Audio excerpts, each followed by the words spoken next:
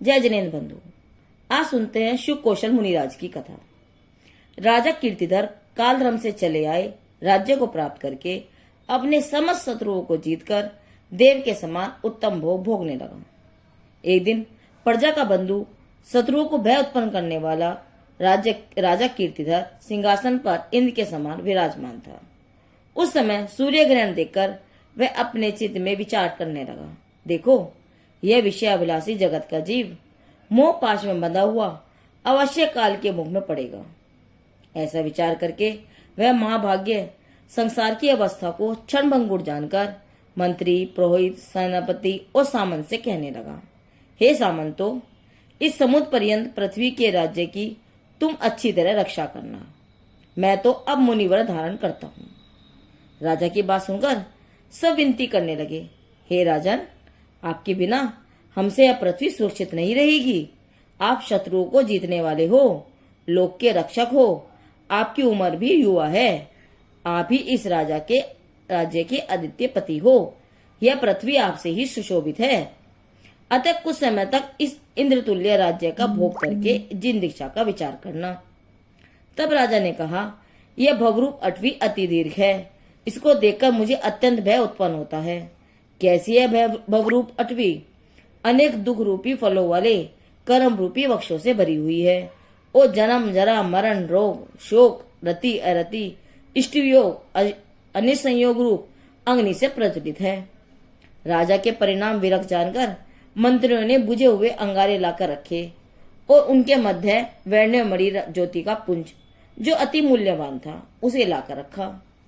उस मणि के प्रताप से कोयले प्रकाशमयी हो गए। फिर वह मणि हटते ही कोयले प्रकाश रूप नहीं रहे। तब मंत्रियों ने राजा से विनती की, हे देव, जैसे ये काष्ठ के कोयले रतन के बिना सुशोभित नहीं होते हैं, वैसे ही आपके बिना हम सब सुशोभित नहीं होते हैं। हे नाथ, आपके बिना प्रजाजन अनाथ होकर मर जाएंगे, लुट जाएंगे और प्रजा का नाश होने पर धर्म का भी अभाव होगा। अतः जैसे आपके पिता आपको राज्य देकर मुनि हुए थे, वैसे ही आप भी अपने पुत्र को राज्य देकर जिन दीक्षा ले लीजिए। इस प्रकार प्रधान मनुष्यों की विनती सुनकर राजा ने ऐसा नियम किया कि मैं जिस दिन पुत्र जन्म का समाचार सुनूंगा, उसी दिन मुनि व्रत ले लूंगा। ऐसी प्रतिज्ञा करके वह इंद्र के समान भोग भोगने लगा। उसने प्रजा को शांति प्रदान करते हुए राज्य किया। उसके राज्य में प्रजा को किसी प्रकार का भय उत्पन्न नहीं होता था। राजा का चित्त समाधान रूप था। समय पाकर रानी सहदेवी गर्भवती हुई और 9 माह पश्चात उसने संपूर्ण गुणों का पात और पृथ्वी के प्रतिपालन में समर्थ पुत्र को जन्म दिया। पुत्र जन्म का समाचार सुनते ही पति देव दीक्षा ग्रहण कर लेंगे, इस भय से पुत्र के जन्म की बात प्रकट नहीं की और कितने ही दिनों तक इस बात को गुप्त रखा। परंतु जैसे सूर्य के उदय को कोई नहीं छिपा सकता, वैसे ही राजपुत्र का जन्म छिपा किस प्रकार रह सकता था। किसी धनेन्द्रीय मनुष्य ने धन के लोभ में राजा के सामने यह बात प्रकट कर दी। इस कारण राजा ने मुकुट आदि सर्व आभूषण उतारकर उसे दे दिए और कोष से महारमणीय बहुधन की उत्पत्ति हो ऐसा गांव भी उसे प्रदान कर दिया। और 15 दिन का पुत्र माता की गोद में सो रहा था, उसको तिलक करके राज्य पद दे दिया। अयोध्या का दूसरा नाम कौशल भी है, इस कारण उस राजकुमार का नाम सुकौशल प्रसिद्ध हुआ। राजा कीर्तिधर ने सुकौशल को राज्य देकर ग्रह रूपी बंदी गृह में से निकलकर तपोवन की ओर गमन किया। वहां पहुंचकर गुरु के निकट सर्व दुख निवारक मुनिव्रत अंगीकार किया और तब से उत्पन्न हुए जैसे मेघपटल रहित सूर्य सुशोभित होता है, वैसे ही शोभायमान होने लगे। पृथ्वी के समान जिनकी क्षमा थी, जिनके माल मत्सर दूर हुए हैं, जिनका चित्त उदार था, तब से जिनके सर्व अंग सूख गए हैं, आंख ही जिनका आभूषण थी, जिनके हाथ नीचे लटकते थे तो 4 हाथ प्रमाण जमीन देखकर नीची नजर से चलते थे, जैसे मत हाथी गजेंद्र मन मन गमन करता है, उसी प्रकार जो जीव दया के हेतु धीरे धीरे गमन करते हैं। सब विकार रहित, महासमाधान ज्ञानी, महाविनयवान, लोभ रहित, पंचाचार के पालक, जिनका चित्त जीव दया से निर्मल है, स्नेह रूप कीचड़ से रहित, शरीर आदि के स्नान आदि संस्कारों से रहित और मुनि पद की शोभा से मंडित हैं, ऐसे वे कीर्तिधर मुनि कितने ही वर्षों के बाद बहुत दिनों के उपवास के पश्चात आहार के निमित्त से अपने नगर में पधारे। दूर से ही मुनिराज को आता हुआ देखकर उनकी पापी स्त्री मन में विचार करने लगी, इनको देखकर मेरा पुत्र भी वैराग्य को प्राप्त हुआ तो। इस कारण अत्यंत क्रोध से उसका मुख लाल हो रहा है। ऐसी उस रानी ने चित्त में दुष्टता लाकर द्वारपाल से कहा, यह यति नगन महामलिन और घर को लूटने वाला है, इसे नगर में से निकाल दो। यह फिर से नगर में नहीं आना चाहिए। मेरा पुत्र सुकुमार है, भोला है, उसका चित्त कोमल है, यह उसकी नजर में नहीं पड़ना चाहिए। हे द्वारपाल, यदि इस विषय में भूल हुई तो मैं तुझे दंड दूंगी। जब से यह निर्दय बालक पुत्र को तजकर मुनि हुआ है, तभी से मुझे इस लिंग के प्रति आदर नहीं रहा है। यह राज्य लक्ष्मी निंद है, ऐसा कहकर यह लोगों को वैराग्य प्राप्त कराता है और भोगों को छुड़ाकर योग सिखाता है। अरे धिक्कार है इस मोह को। पुत्र मोहवश रानी पूर्व में अपने ही पति एवं निर्मोह जिन मुद्रा के आधारी वितरागी संत का अनादर करके अपने लिए दुर्गति के द्वार खोल देती है। रानी के वचन सुनकर उस क्रूर द्वारपाल ने, जिसके हाथ में सूत से मड़ा डंडा है, मुनि को दुर्वचन कहकर नगर में से बाहर निकाल दिया और जो भी अन्य साधु आहार के लिए नगर में पधारे थे उन सबको भी निकाल दिया।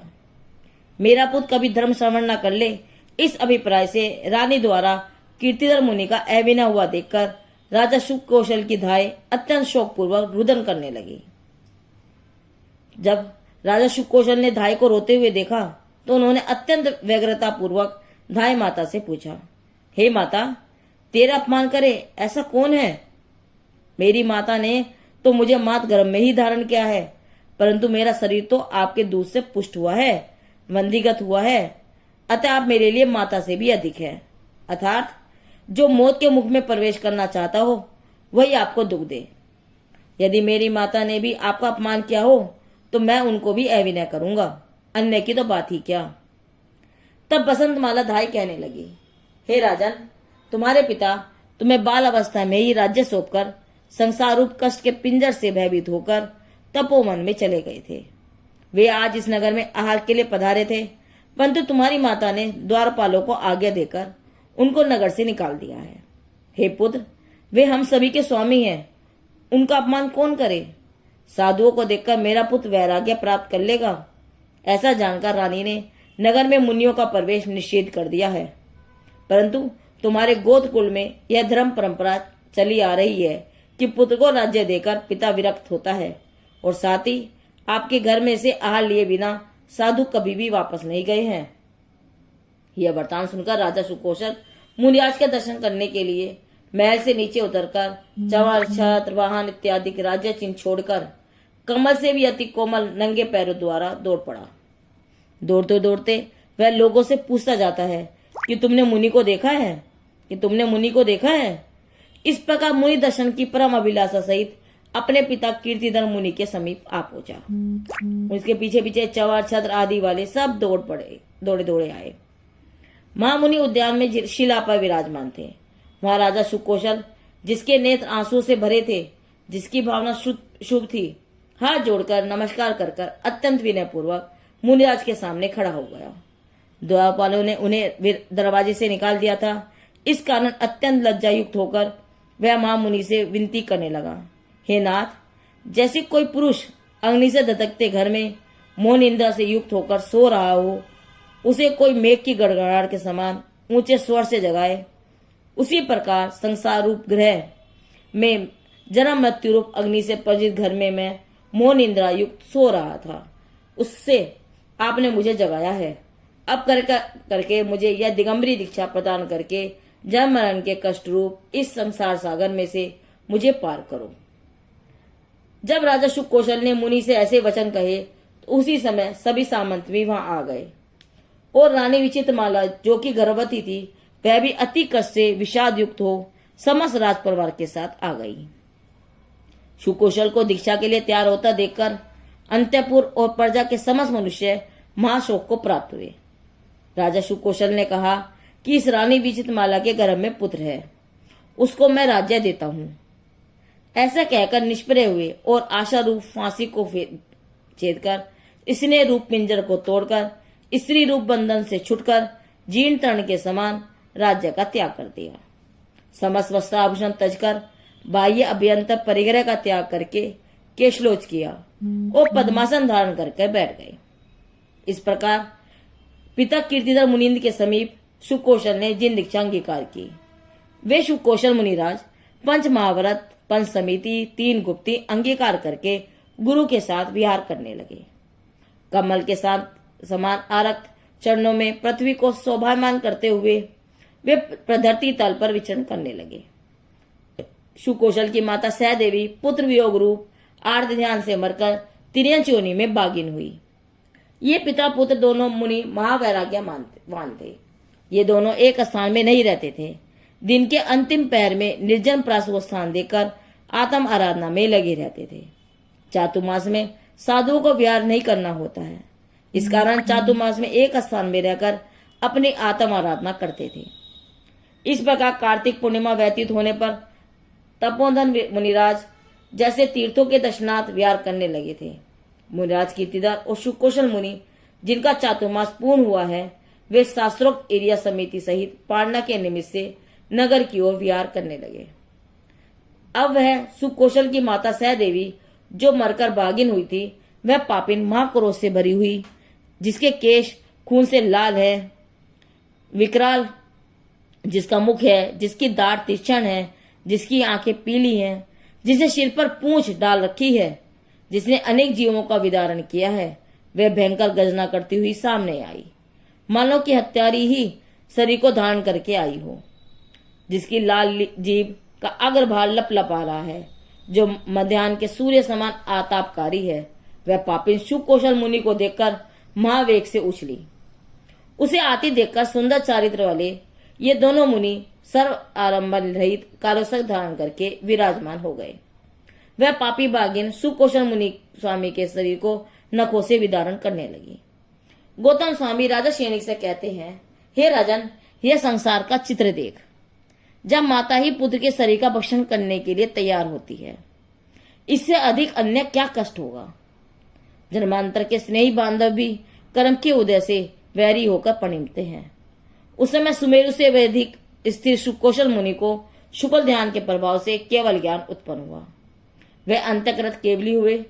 इंद्रादिक देवों ने आकर उनकी देह की कल्प वृक्षादि के पुष्पों से पूजा की और चतुर्निकाय के सभी देव इस अवसर पर आए और उन्होंने निर्वाण अवसर महोत्सव मनाया।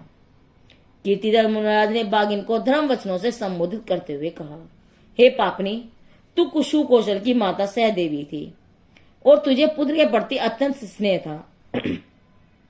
उसी के शरीर को तूने नखों से विदारण किया है।